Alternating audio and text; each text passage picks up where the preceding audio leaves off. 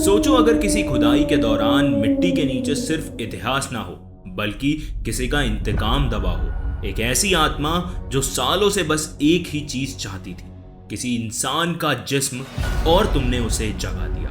वो कोई कहानी नहीं थी, वो एक गलती थी, एक बावड़ी जिसके नीचे सिर्फ पानी नहीं, एक पूरी जिंदगी दब गई थी और अब वो वापस आना चाहती थी। पर इस बार वो सिर्फ यादों में नहीं बल्कि किसी के अंदर आना चाहती। नमस्कार दोस्तों, आप सुन रहे हैं the horror show by Karnik. स्वागत है आपका मेरे एक और एपिसोड में। अगर आप चैनल पर नए हैं तो उसे अभी सब्सक्राइब करें, और अगर आप ये कहानी स्पॉटिफाई पे सुन रहे हैं तो शो को रेट जरूर करें और चैनल को फॉलो करें। अगर आपके पास भी कोई कहानी है, कोई किस्सा है, तो आप उसे मुझे इस ईमेल एड्रेस पर भेज सकते हैं। ईमेल आपकी स्क्रीन पर है। आइए चलते हैं हमारी आज की कहानी की तरफ। राजस्थान के एक डिस्ट्रिक्ट से लगभग 70 किलोमीटर दूर एक छुपा छुपा सा गांव था। नाम भी ऐसा कि गूगल मैप्स पे बस एक छोटा सा डॉट, लेकिन उस डॉट के अंदर छुपी थी एक अलग ही दुनिया, जहां सब कुछ नॉर्मल लगता था लेकिन फील सब कुछ एबनॉर्मल देता था। गर्मियों में रेत इतनी तपती थी जैसे जमीन के अंदर कोई पुरानी आग भी बुझी नहीं हो, और सर्दी में हवा इतनी कटकटा के लगती थी कि जैसे कोई आत्मा आपके कान पे आके कुछ फुसफुसा रही हो। गांव छोटा था, मे बी 30 या 35 घर, आधे मिट्टी के, आधे पत्थर के, कई आधे बने हुए, और कुछ तो लगा था जैसे बनाकर छोड़ दिए गए हो। घरों के बीच एक पतली सी गली जाती थी जहां कभी कभी बच्चे दिख जाते थे, लेकिन ज्यादातर वक्त सब कुछ एक अनकंफर्टेबल साइलेंस में डूबा रहता था। ऐसी खामोशी जिसमें आवाज भी घूमने से पहले 2 बार सोचती थी। बिजली के तार थे पर वोल्टेज हमेशा लो। बल्ब फ्लिकर करता रहता था जैसे कोई अंदर से इंटरफेयर कर रहा हो। टीवी तो कुछ लोगों के पास था, लेकिन ज्यादा लोग रेडियो सुनते थे, वो भी स्लो वॉल्यूम पे। न जाने उन्हें किस चीज का डर लगा रहता था। हर चीज में एक डर छुपा था बिना किसी वजह के। मोबाइल सिग्नल उसका तो पूछो ही मत। नेटवर्क सिर्फ एक ही जगह मिलता था, पुराने शिव मंदिर के पीछे वाले पीपल के पेड़ के पास। लेकिन लोग वहां जाते ही नहीं थे। क्यों? क्योंकि कहा जाता था कि कुछ साल पहले वहां एक आदमी ने लटक के फांसी लगा ली थी और तब से उसकी रूह वहां भटकती है। लोग बोलते हैं कि सिग्नल मिले या ना मिले, उस पेड़ के नीचे किसी ना किसी की निगाह जरूर मिल जाती है। और गांव के दूसरे कोने पे थी एक बावड़ी, एक पुरानी, ऑलमोस्ट भूल चुकी, मिट्टी और रेत के नीचे छुपी हुई बावड़ी। दिखने में बस कुछ पत्थर, कुछ टूटी फूटी सीढ़ियां और बीच में एक अंधेरा, लेकिन उसके चारों तरफ कुछ अननेचुरल था। ऐसा घोस्ट लाइक साइलेंस जहां लगता था कि हवा भी उस जगह को छूने से डरती हो। लोग कहते थे कि वो बावड़ी नहीं, वो मौत का गड्ढा है, एक ऐसी जगह है जहां वक्त अंदर चला जाता है पर वापस नहीं आता। फिर एक दिन आई एक टीम, आर्कियोलॉजिकल सर्वे की एक स्पेशल यूनिट, जिसका मिशन था पुरानी स्टेप वेल्स को ढूंढना और उनको हिस्टोरिकल वैल्यू असेस करना। और उन्हीं के डॉक्यूमेंट्स में ये मेंशन थी ये बावड़ी, एक स्ट्रक्चर जो किसी भी इंडियन बावड़ी के डिजाइन से कंप्लीटली मिसमैच करता था। मैप्स के हिसाब से ये बावड़ी ब्रिटिश एरा में लास्ट बार रिकॉर्ड की गई थी, उसके बाद बस एक खाली मार्क। जैसा कि मैंने आपको पहले बताया, गूगल मैप पे मात्र एक डॉट। टीम लीड कर रहे थे डॉक्टर अनिकेत रॉय, 36 साल के, हार्वर्ड रिटर्न जियोलॉजिकल और एंशिएंट स्ट्रक्चर्स के एक्सपर्ट। एक आदमी जिसे सिर्फ फैक्ट्स में विश्वास था, सुपरनैचुरल या पैरानॉर्मल उसके लिए सिर्फ इंसान की इमेजिनेशन था। उसकी आंखों में वो शार्प स्पार्क था जो हर कहानी को प्रूफ में कन्वर्ट करने का जुनून रखता था। उसके साथ थी रितिका शर्मा, 24 साल की आर्कियोलॉजिकल इंटर्न, स्मार्ट, ऑब्जर्वेंट और हर डिटेल को रिकॉर्ड करने की आदत थी उसमें। उसकी डायरी उसका सेकंड हैंड थी, मतलब कि हर चीज को लिखने का तरीका, उसके सवालों का पर्सपेक्टिव, सब कुछ अलग था और वो सब कुछ उस डायरी में मेंशन करती थी। उसकी आंखों में वो क्यूरियोसिटी थी, जैसे किसी रहस्य से प्यार हो गया हो। अनिकेत और रितिका अपने साथ लाए थे top grade drones, sonar tech excavation gears, लेकिन जिस जगह पे वो आए थे उसने उनका स्वागत अपने अलग ही तरीके से किया था। पहली रात ही टेंट लगाते वक्त हवा में एक अजीब सी स्मेल थी। मिट्टी से कुछ और निकल रहा था, कुछ ऐसा जो नॉर्मल तो बिल्कुल नहीं था, जैसे रेत ने सालों पुरानी कोई याद दोबारा जिंदा कर दी हो और वो याद हवा में घुल रही थी। अगली सुबह खुदाई शुरू हुई और जैसे जैसे वो बावड़ी खोदते गए उन्हें वहां एक अनसेड प्रेजेंस का आभास होने लगा। जैसे ही उस बावड़ी ने इंतजार किया हो किसी के वापस आने का या फिर किसी को जगाने का, किसी छाया का या फिर डॉक्टर अनिकेत रॉय का। खुदाई शुरू हो चुकी थी। पहले दिन सरफेस क्लीनिंग हुई, दूसरे दिन काम ज्यादा गहरा था। मजदूर टीम छतरियों के नीचे तपती धूप में पत्थर हटा रहे थे। बावड़ी के मुंह पे लगा एक पुराना स्लैब काला बहुत ही पुराना पत्थर रखा था। कुछ अजीब सा लग रहा था, जैसे वो किसी चीज को सील कर रहा हो। दोपहर के करीब एक मजदूर रामलाल ने अपना हथौड़ा उठाया और पत्थर पर जोर से मारा। पत्थर थोड़ा सा हिल गया। उसने दूसरा वार किया और पत्थर खिसक गया। उसके नीचे कुछ लिखा था, मिट्टी से पूरा ढका हुआ, पर ध्यान से देखने पर दिखाई दिया बहुत पुरानी ऑलमोस्ट इनविजिबल संस्कृत लिखावट। रामलाल ने रितिका को वो तुरंत दिखाया। रितिका ने अपने हाथ से मिट्टी हटाई, टॉर्च निकाली और लिखावट को देखते ही उसके चेहरे का रंग उड़ गया। उसने धीरे से ट्रांसलेट करने की कोशिश की। वहां लिखा था, जो भी मुझे जगाएगा वो उस पाप का हिस्सा बन जाएगा। अनिकेत ने लाइन सुनी और हंसी छोड़ दी। बोला कि please it's just a ritualistic nonsense. Her ancient site पे कुछ ना कुछ वार्निंग लिखी मिलती है, मिथ है ये। Let's continue the digging. उसका टोन कॉन्फिडेंट था, पर रितिका ने उस लिखावट को एक बार फिर देखा। उस लाइन में कुछ था, जैसे वो लिखावट सिर्फ पढ़ने के लिए नहीं थी और वो किसी से कुछ कह रही थी। शाम तक खुदाई और गहरी हो गई। मजदूर पत्थर हटा रहे थे और उसी प्रोसेस में बावड़ी के अंदर से ठंडी हवा का एक जर्रा निकला, बिना किसी डायरेक्शन के, जैसे किसी ने अंदर से एक लंबी गहरी सांस छोड़ी हो। उसी रात कैंपसाइट के पास जब सब लोग खाना खा रहे थे, तभी एक चिल्लाहट सुनाई दी।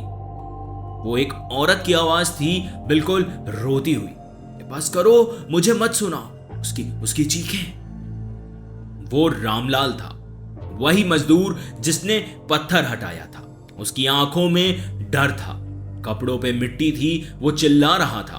वो औरत चीख रही है, मैं उसकी आवाजें सुन रहा हूं, वो बावड़ी के नीचे है। किसी ने समझा कि डिहाइड्रेशन होगा।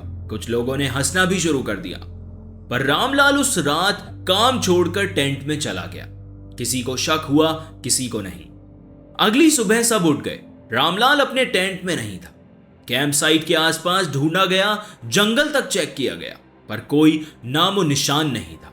सिर्फ एक चीज मिली, एक पुराना जूता बावड़ी के किनारे पे पड़ा हुआ, गीला, मिट्टी में लथपथ, और उसके ऊपर एक लाल सी लकीर थी, जैसे बावड़ी ने रामलाल को अपने अंदर खींच लिया हो।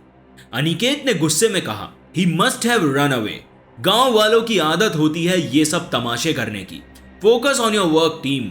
उसने ये बात बहुत ही ज्यादा गुस्से में बोली थी, लेकिन रितिका चुप थी।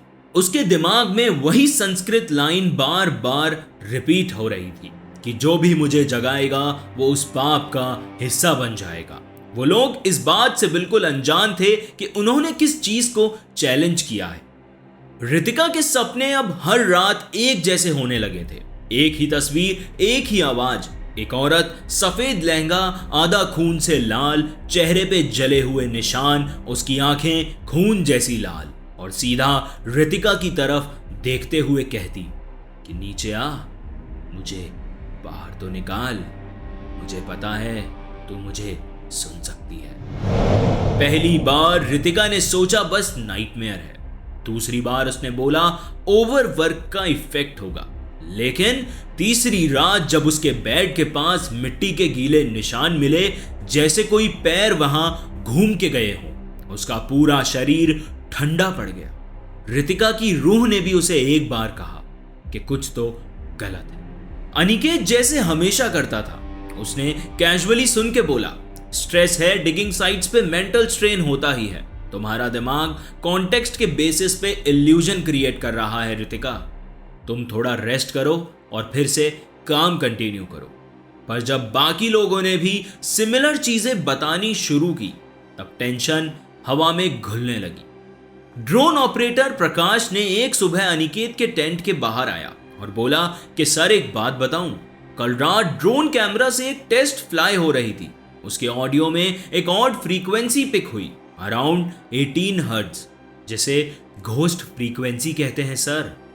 यह सुनाई नहीं देती पर फील होती है सर। उस फ्रीक्वेंसी में एक औरत की आहट रिकॉर्ड हुई है।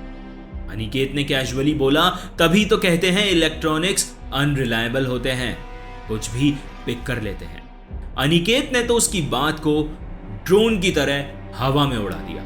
फिर अरविंद जो लॉजिस्टिक संभालता था और हर वक्त अपने स्पीकर पे फोक म्यूजिक सुन के चिल करता था, एक दिन उसका स्पीकर रात को खुद ब खुद ऑन हो गया। म्यूजिक नहीं, एक औरत की राग जैसी आवाज बज रही थी। और जब प्रकाश ने सुना तो उसे वो आवाज वही 18 हर्ट्ज वाली फ्रीक्वेंसी से सिमिलर लग रही थी। और आश्चर्य की बात यह थी कि उस स्पीकर में ना कोई ब्लूटूथ कनेक्ट था, ना कोई एक्सटर्नल डिवाइस। फिर सोनाली जो यूजुअली कैंप में मोस्ट चीयरफुल मेंबर थी, अगले दिन खुदाई के किनारे उसका बैलेंस बिगड़ा और वो जोर से चीख के पीछे हट गई। वो बोली कि वहां कुछ था। उस बावड़ी के पास किसी ने मुझे खींचने की कोशिश की। मुझे लगा मैं गिर जाऊंगी। सबने उसे शांत किया, पर उसके हाथ पे मिट्टी से भरा हुआ एक और हाथ का निशान था, जैसे किसी ने उसका हाथ पकड़ के खींचने की कोशिश की हो। उसके बाद सोहन लाल जो कैंप का कुक था, जो कभी किसी चीज से डरता नहीं था, वो एक रात किचन से चिल्लाता हुआ भागा। स्टोव के सामने कोई खड़ी थी, ना हिली ना बोली, लेकिन मैंने उसकी आंखों को अच्छे से देखा है। मैं वो आंखें अब दोबारा कभी भूल नहीं सकता। वो मुझे नहीं, मेरे पीछे किसी और को देख रही थी। एक हफ्ते के अंदर अंदर 8 से ज्यादा लोगों ने कुछ ना कुछ फील किया था। कैंप में अब एक अजीब सी घबराहट थी, एक ऐसी एनर्जी छा गई थी जिसका किसी के पास कोई जवाब नहीं था। लोग सोने से पहले ईयर प्लग्स यूज करने लगे थे। कोई हनुमान चालीसा सुनता तो कोई अपना पसंदीदा म्यूजिक, और नाइट शिफ्ट्स में कोई भी अकेला काम नहीं करता था। रितिका ने फाइनली एक रात अनिकेत को डायरेक्ट कन्फ्रंट किया और वो बोली कि सर ये सब हेलुसिनेशंस नहीं हो सकते। जब एक नहीं दो नहीं पूरा कैंप कुछ ना कुछ फील कर रहा है तो यहां कुछ तो है। आप सीसीटीवी क्यों नहीं लगवा देते? आपको प्रूफ ही चाहिए ना। अनिकेत इनिशियली फ्रस्ट्रेटेड था, लेकिन फाइनली उसने हाँ कह दिया। अगले दिन सीसीटीवी कैमरास पूरी साइट पर इंस्टॉल कर दिए गए, हर कोने में, हर जगह पर। बावड़ी का मुंह, digging tent, kitchen area, sleeping quarters, सब कुछ अब कैमराज में कवर्ड था। 3 दिन सब कुछ नॉर्मल रहा। किसी भी कैमरा में कुछ भी अनयूजुअल नहीं दिखा। अनिकेत खुद सर्विलेंस रूम में घंटों बैठा रहता था, कभी कभी दिन भर और कभी कभी पूरी रात। लोग रिलैक्स्ड फील करने लगे और फिर आई चौथी रात को 2:17 पर। ड्रोन ऑपरेटर प्रकाश कैमरा फीड देख रहा था। उसकी नजर कैम 7 पर गई। बावड़ी के किनारे एक परछाई दिख रही थी, एक female figure standing still, white dress but धुंधली। इमेज ब्लर्ड थी। प्रकाश ने जूम किया। उसका चेहरा साफ नहीं दिख रहा था, पर आंखें बिल्कुल वैसी ही लाल चमक रही। प्रकाश का हाथ कांप गया। उसने तुरंत दूसरे ऑपरेटर को उठाया और रिकॉर्डिंग दिखाई। टॉर्च लेके दोनों साइड चेक करने गए। वहां ना कोई साउंड थी, ना कोई मूवमेंट, सिर्फ घोर अंधेरा। पर उस अंधेरे में दोनों ने किसी के होने का एहसास बखूबी महसूस किया था। दोनों ने कैंप में शोर मचा दिया। सब लोग उठ गए। रिकॉर्डिंग अनिकेत को दिखाई गई। अब बात हेलुसिनेशन की नहीं थी, ये एक जीता जागता प्रूफ था अनिकेत के लिए। अनिकेत वो देख के खामोश हो गया। उसका चेहरा पीला पड़ चुका था। वो फुटेज बार बार देख रहा था, जैसे कुछ ढूंढने की कोशिश कर रहा हो। रितिका सीधे उसके पास आई और बोली, सर अभी भी कहते हो कि यहाँ कुछ नहीं है? अनिकेत उसकी बात सुन के बिल्कुल खामोश खड़ा था। उसके मुंह से ना कोई आवाज निकली, ना कुछ और। अगले दिन सीसीटीवी फुटेज के बाद कैंप में एक अजीब सा सन्नाटा छा गया था। सबको मालूम था कि कुछ तो है यहाँ, पर कोई भी मुंह खोल के एक्सेप्ट करने को तैयार नहीं था, सिवाय रितिका के। अगली सुबह खुदाई रोकनी पड़ी। एक वर्कर ने कहा कि सर जमीन के नीचे से चूड़ी की आवाज आई। मिट्टी और हटाई गई तो अंदर से एक हड्डी का ढांचा मिला, लेकिन उस हड्डी के पास जो था वो और भी ज्यादा हैरान करने वाला था। एक चांदी की चूड़ी, एक पुराने काजल की डिब्बी और एक सिंदूर से भरी हुई कपड़े की पोटली। ये किसी नॉर्मल ब्यूरियल का हिस्सा नहीं था। किसी ने तो यहां किसी औरत को मार के दफन किया था, या फिर ये किसी काले जादू का काम था। इस बेचैनी में प्रकाश ने एक नाम सजेस्ट किया। गांव के एक बाबा महंत देवनाथ, लोग छोटा तांत्रिक कहते थे उसे, पर वो काफी केसेस में लोगों की मदद कर चुके हैं। उनसे एक बार मिल लेते हैं। बाबा को साइट पे बुलाया गया। उनका चेहरा देख के लग रहा था जैसे वो पहले से ही सब जानते हों। उन्होंने साइट देखी, सामान देखा और बस इतना बोला, तुमने छाया को जगा दिया है। सब एक दूसरे की तरफ देखने लगे। हवा में ठंडक थी। बाबा ने थोड़ा और बोला। वो बोले कि ये जमीन अब तुम्हारी नहीं रही, वो फिर से जन्म लेना चाहती है, और वो भी तुम में से किसी के जरिए। अगर तुमने इसे छेड़ा नहीं होता तो सब कुछ ठीक रहता। अनिकेत गुस्से से फट पड़ा। वो बोला, ये सब ड्रामा बंद करो। ये अंधविश्वास और काले जादू से खुदाई नहीं चलती। प्लीज जाइए आप यहां से। बाबा बिना कुछ कहे वापस मुड़ गए, पर कैंप का माहौल उस दिन से अब बिल्कुल बदल चुका था। सबसे ज्यादा बदलाव रितिका में दिख रहा था। उसकी बॉडी एक्सेसिवली ड्राई होने लगी थी। होंठ फट चुके थे, आंखों के नीचे गहरे काले धब्बे। वो खुद से बातें करती, कभी कभी रोने लगती और अचानक रोते रोते चुप हो जाती। एक बार अरविंद ने देखा कि टेंट के अंदर वो एक कोने में बैठी थी और बार बार कह रही थी, मैं अब वापस नहीं जाऊंगी, ये मेरा घर है। रातों में वो बिना होश के बावड़ी के पास चली जाती थी। एक बार सोहनलाल ने देखा कि वो किनारे पे खड़ी थी, आंखें बंद, दोनों हाथ किसी को गले लगाने के लिए फैलाए हुए। जब उसे खींचकर वापस लाया गया तो वो रितिका थी ही नहीं। उसका लहजा, उसकी बोली, उसकी आंखें, सब कुछ बदल चुका था। वो बोली कि ये मेरी जमीन है, मुझे छूना बंद करो, मैं लौट के रहूंगी। अनिकेत वहीं पर था, पर उसने सबको समझाने की कोशिश की। ये सबकॉन्शियस है, बाबा ने कुछ कह दिया और तुम सबका दिमाग वही विजुअल्स को रिक्रिएट कर रहा है। आप सब लोग मेरी बात मानो, ऐसा कुछ भी नहीं है। लेकिन उस रात सब कुछ बदल गया। यह इंसिडेंट सिर्फ एक पहली शुरुआत थी। उसी रात के 3:15 बजे अनिकेत ने रितिका को टेंट में जगाया और बोला कि तुम ठीक हो? रात भर कुछ बोल रही थी। रितिका थोड़ी ड्रेन्ड थी, पर होश में उसे बस इतना कहा, सर मुझे लगता है मैं पहले भी यहां रह चुकी हूं। अनिकेत जोर से हंस पड़ा। वो बोला कि पास्ट लाइफ रिग्रेशन, नया एंगल है। पर उस मोमेंट में रितिका ने उसका हाथ पकड़ लिया, आंखों में आंसू, और उसने एक ऐसी बात बोली जो कभी अनिकेत ने किसी से कही नहीं थी। वो बोली, तुम्हारा छोटा भाई भी वो 11th फ्लोर से गिरा था ना अनिकेत, तुम उसके गिल्ट में अब तक जिंदा हो। अनिकेत शॉक में था। उसका रंग उड़ गया, क्योंकि यह बात सिर्फ और सिर्फ उसकी गिल्ट और उसके बीच थी। उसने आज तक ये बात किसी के साथ शेयर नहीं करी थी। वो बोला कि ये तुम्हें कैसे पता, और ये तुम्हारी आवाज को क्या हुआ रितिका? रितिका का चेहरा ब्लैंक था। उसने एक शब्द नहीं बोला। वो फिर से लेट गई और गहरी नींद में चली गई। अगले दिन अनिकेत ने बिना किसी डिस्कशन के रितिका को सिटी भेजने का डिसीजन लिया। उसने ऑफिशियल स्टेटमेंट में लिख दिया medical leave due to fatigue, पर सबको पता था बात कुछ और थी। रितिका तो चली गई, पर उसके जाने के बाद भी कैंप के आसपास वो खामोशी चिपक सी गई थी, जैसे कोई इंतजार कर रहा हो।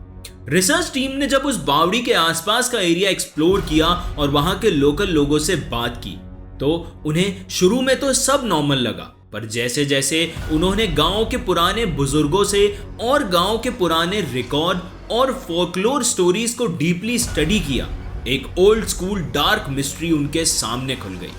भाई 150 साल पहले इस बावड़ी में एक जादूगरनी को जिंदा दफन किया गया।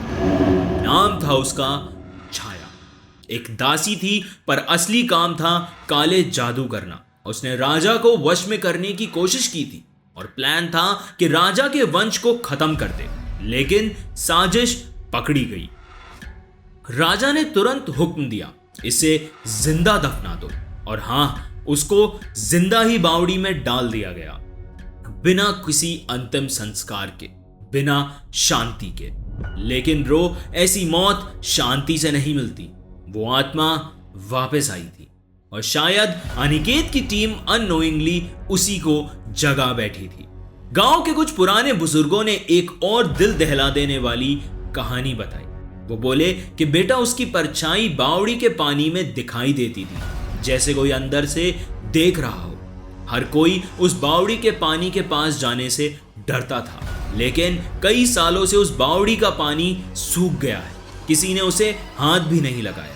ना उस पानी को जानवर पीते थे, तो ना जाने वो पानी सूख कैसे गया, क्योंकि गांव वाले मानते हैं कि छाया का श्राप ही उसका कारण है। रितिका का बिहेवियर तब तक बदल चुका था। वो अब सिर्फ एक लड़की नहीं थी, वो छाया बन चुकी थी। उसकी आंखें वही खून जैसी लाल, जैसे पहले सीसीटीवी में दिख रही थी। पूरे दिन चुप, रात होते ही उसकी बॉडी टेंस हो जाती और वो सिर्फ एक लाइन बोलती थी, मैं जन्म लेना चाहती हूं। अगर कोई उसके पास जाता तो वो सीधा आंखों में आंखें डालकर बोलती, तुम मुझे रोक नहीं सकते। कैंप का एटमॉस्फेयर क्रीपी नहीं, कंप्लीटली हॉन्टेड हो चुका था। वर्कर्स ने काम छोड़ दिया, कुछ लोग मजबूरी में रुक गए, लेकिन भाई एक भी बंदा हंसते हुए वहां दिखता नहीं था। बस एक डेड साइलेंस था पूरे कैंप पर, जैसे सब कुछ रुक गया हो। एक हफ्ते बाद रितिका वापस शहर चली गई। लगा शायद चीजें नॉर्मल हो जाएंगी, लेकिन शहर जाके उसने अपना फुल बॉडी चेकअप करवाया। प्रॉब्लम क्या थी? हर वक्त थकान, एंजाइटी, उल्टियां, नींद गायब। डॉक्टर ने अल्ट्रासाउंड, ब्लड टेस्ट सब करवा लिया। रिपोर्ट्स क्या बोली? सब कुछ नॉर्मल था, लेकिन फिर भी रितिका कंफ्यूज्ड थी। सब कुछ नॉर्मल कैसे हो सकता है जब अंदर से सब कुछ उल्टा लग रहा है? उसके माइंड में एक ही सवाल घूम रहा था, क्या छाया पूरी तरह से मेरे अंदर है? और जब वो मिरर के सामने खड़ी होती ना, तो अपना रिफ्लेक्शन उसे दिखता ही नहीं था, बल्कि वो उसे घूरता हुआ दिखता था। रितिका वापस कैंप में आ गई, लेकिन इस बार उसे देख के एक सेकंड के लिए अनिकेत को लगा ये वही लड़की है भी या नहीं। स्किन बिल्कुल डल हो चुकी थी, आंखों के नीचे गहरी लाइंस, उसके चेहरे पे झुर्रियां पड़ने लगी और उसका मूड बस ऑफ, जैसे किसी ने उसके अंदर से एनर्जी खींच ली हो। एक रात वो अनिकेत के सामने बैठी और बोली कि मुझे लगता है मेरे अंदर कुछ है। अनिकेत ने कैजुअल टोन में बोला, मतलब क्या कुछ फील हो रहा है? कुछ प्रॉब्लम हो रही है तुम्हें? वो बोली कि फील नहीं यार, ऐसा लगता है कि मेरे अंदर कुछ घूम रहा है, जैसे कोई वाइब्रेशन हो रही हो। स्पाइन के नीचे से ऊपर तक कुछ आता है रोज रात को। अनिकेत चुप हो गया। ये वही बंदा था जो अब तक बोलता था कि सब कुछ हेलुसिनेशन है, पर इस बार उसने एक भी सरकास्टिक कमेंट नहीं मारा। वो सिर्फ इतना बोला कि अगर ये नॉर्मल नहीं लग रहा तो इसका सलूशन भी नॉर्मल नहीं होगा। और दोनों ने मिलकर डिसाइड किया कि हॉस्पिटल जाते हैं, साथ ही किसी स्पिरिचुअल हेल्प को भी इन्वॉल्व करते हैं। 2 हफ्ते बाद रितिका फिर हॉस्पिटल गई। अब सिचुएशन और ज्यादा वियर्ड थी। रात को बेचैनी, स्किन पे स्ट्रेंज रेड सिंबल्स निकलना, वो भी बिना किसी रीजन के। डॉक्टर ने उसके स्कैन रिपीट किए, एमआरआई से लेके ब्लड टेस्ट तक सब कुछ करवाया। जब वो रिपोर्ट्स लेके आया ना, तो उसका फेस लिटरली सफेद पड़ चुका था। वो बोला कि रितिका, आपके ऑर्गन्स में कुछ ग्रो हो रहा है, बट ये हमें नहीं पता ये क्या है। ये कोई ट्यूमर या सिस्ट नहीं है, ये कुछ और है। इसकी कोई भी मेडिकल डेफिनेशन नहीं है। रितिका वहीं फ्रीज हो गई। वो बोली कि मुझे तो हर रात लगता है कि कोई चीज मेरी बॉडी के अंदर मूव कर रही है, और तुम कह रहे हो ये एक्सप्लेन नहीं हो सकता। डॉक्टर ने एक स्कैन उसे स्क्रीन पे दिखाया। पहले सब नॉर्मल लग रहा था, फिर एक जगह एक ब्लिंक सा हुआ, 1 सेकंड के लिए कुछ फ्लैश किया, और वो फ्रेम जूम करके देखा तो स्क्रीन पे एक आधा जला हुआ चेहरा दिखा। वही लहंगा, वही आंखें, वही गहरा लाल चमक, और उस फिगर का शैडो रितिका की स्पाइन में घुसता हुआ दिख रहा। एक लो विस्पर सुनाई दी, मैं जन्म लेना नहीं, लौटना चाहता। रितिका लिटरली जंप करके उठ गई। डॉक्टर ने बोला, मैम आप हेलुसिनेट कर रही हैं, स्क्रीन तो ब्लैंक थी, मैंने तो कुछ नहीं देखा। पर रितिका को पता था वो चीज उसके अंदर घुस चुकी है। उसके बाद काफी कुछ बदलने लगा। रितिका कभी कभी पुरानी अवधि बोली में बोलती थी, जैसे किसी और का दिमाग उसकी बॉडी यूज कर रहा हो। मिरर में रिफ्लेक्शन क्लियर नहीं होता, जैसे स्टैटिक के अंदर अपना ही फेस देख रहा हो। बेड के पास की वॉल पर एक रात छाया लिखा मिला, और वो भी किसी ने अपने गहरे नाखूनों से लिखा हो, एज इफ किसी ने अंदर से लिखा हो। और उसके बाद वो हर किसी से सिर्फ एक ही लाइन रिपीटेटिवली बोल रही थी कि मैं अंदर हूं और ये दुनिया मेरे लौटने के लिए तैयार है। तभी अनिकेत ने एक लास्ट ट्राई करने का डिसीजन लिया। रितिका को वापस ले जाया गया उसी बावड़ी के पास जहां से सब कुछ शुरू हुआ था, लेकिन इस बार सिर्फ एक्सप्लोरेशन नहीं, एक पूरी विधि तैयार थी। गांव के लोग और कुछ वर्कर्स डर के मारे वहां से निकल चुके थे। पूरा एरिया बिल्कुल खाली था, जैसे हवाएं भी रुक गई हों। तांत्रिक देवनाथ को बुलाया, एक ऐसा आदमी जो न सिर्फ मंत्रों का ज्ञानी था, बल्कि ऑरा और भूत प्रेतों की एनर्जी को भी फील कर सकता था। रात के 2:13 पे बावड़ी के चारों तरफ एक मंडाला बनाया। मिट्टी, राख, सिंदूर और कुछ अजीब सी जली हुई घास का इस्तेमाल हुआ था। हवा में एक अजीब सी स्मेल थी, कुछ जला हुआ, कुछ पुराना। रितिका को उस मंडाला के बीच बांध दिया, लेकिन वो चिल्लाई नहीं। वो हंस रही थी, पर अनिकेत की आवाज में, जैसे उसके अंदर अब सिर्फ छाया ही नहीं, अनिकेत का भी गिल्ट शामिल हो गया हो। अनिकेत वहां ठंडे चेहरे के साथ खड़ा था, लेकिन अंदर से पूरी तरह डरा हुआ। तांत्रिक धीमी आवाज में कुछ पढ़ रहा था। जैसे जैसे मंत्र तेज होते गए, बावड़ी कुएं से अजीब सी चीख की आवाजें आने लगी। लिटरली उस बावड़ी में पानी नहीं था, पर फिर भी उसमें से भाप उठ रही थी, उसमें से धुआं निकल रहा था। और उसी वक्त रितिका की बॉडी हवा में उठ गई। वो थोड़ी सी लेविटेट कर रही थी, हाथ पीछे को मुड़े हुए, आंखें बिल्कुल वाइट, और एक कान फड़फड़ाने वाली आवाज उसके अंदर से निकलने लगी, या तो मुझे जन्म दो या मुझे फिर से दफन। अनिकेत पत्थर सा फ्रीज हो गया था। देवनाथ मंत्र जप में था, लेकिन उसका भी चेहरा डर से भर गया था। और तब अनिकेत आगे बढ़ा। वो उस हवा में लटकती रितिका के करीब गया, उसका हाथ पकड़ा। उसकी आंखों में आंसू थे और उसकी वॉइस बिल्कुल हिल रही थी, जैसे कपकपी छूट रही हो। अनिकेत ने कुछ पर्सनल वर्ड्स रितिका के कान में कहे। क्या कहा किसी ने नहीं सुना, पर अगले ही सेकंड रितिका चीख के जमीन पे गिर गई। मंत्र एकदम रुक गया, आवाज गायब, हवा थम गई, बावड़ी एकदम शांत, साइलेंस। क्या छाया जा चुकी थी? साइलेंस जो गहरा था, जैसे टाइम ही फ्रीज हो गया। सब कुछ स्टैटिक था, लेकिन उस स्टैटिक में एक अजीब सा भारीपन था, जैसे कोई रूह जो सदियों से चिल्ला रही थी, आखिर थक गई हो और शायद वहां से चली गई। पर देवनाथ ने इस बात का कोई सबूत नहीं दिया। अनिकेत ने, ना ही रितिका ने। सिर्फ एक फील थी, एक वाइब थी कि अब शायद वो यहां नहीं है। अगली सुबह सूरज की पहली किरण जब बावड़ी के किनारे लगी तो उसे पहली बार धूप में कोई ठंडक महसूस हुई। गांव के कुछ पुराने लोग वापस आए और उसी रस्म के साथ बावड़ी के मुंह पे पत्थर वापस रखा गया। इस बार ज्यादा शब्द नहीं बोले गए, सिर्फ आंखें मिलाई गई और पत्थर को धीरे से उस जगह रखा गया जहां से उसे हटाया था। पर इस बार अंदर से कोई आवाज नहीं आई, ना चीख, ना रूह की करहा, बस एक बेखौफ सन्नाटा था। अनिकेत ने वो प्रोजेक्ट वहीं छोड़ दिया।